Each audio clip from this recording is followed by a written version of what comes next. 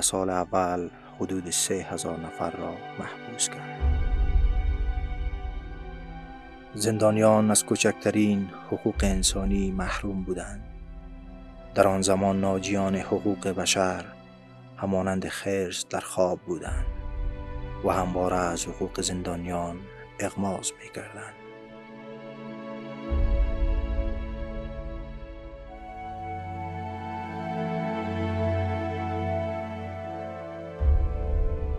این یکی از خطرناکترین و مخوفترین زندان هاست و هنوز در در و دیوارش وحشت، ترس، دلهوره و دلتنگی مشهود است. ما خپله مجاهدین نه وو، خو د موږ پلار مجاهد و.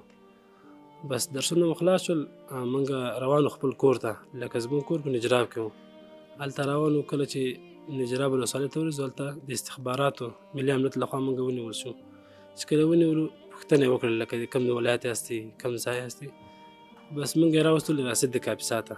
چې کله هلته راوستلو، هلته هم تحقیقات وشو، لکه وهل او تړل دا پکې ډېر و، چې څه کوئ، څه کاروبار کوئ، لکه تاسو طالبان یاستئ. موږ ورته ویل موږ طالبان نه یو، حتی موږ سره خپل کتابونه هم د مدرسې وو. نو په ما باندې چاپه وویله.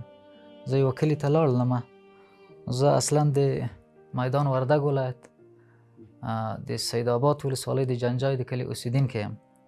وقتی که ما را پکتیا حرکت داد، تقریبا 4 شب به نام شرینی بود، بگرام شرینی به زندان شرینی سر ما وقتی که بعد از او به مرور زمان تقریبا بعد 3 شب ما را انتقال کرد برای بگرام به نام تورجیل بود. تقریبا 13 شب در اونجا بودم. وقتی که ما را برد اول وقتا اینمی سر ما خیلی فشار تکلیف عصبیم داشتم.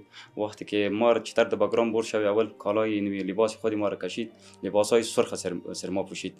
تقریبا تا اینجا استیناج بود. بعد از او یک کرته بود، یک تنبان بود.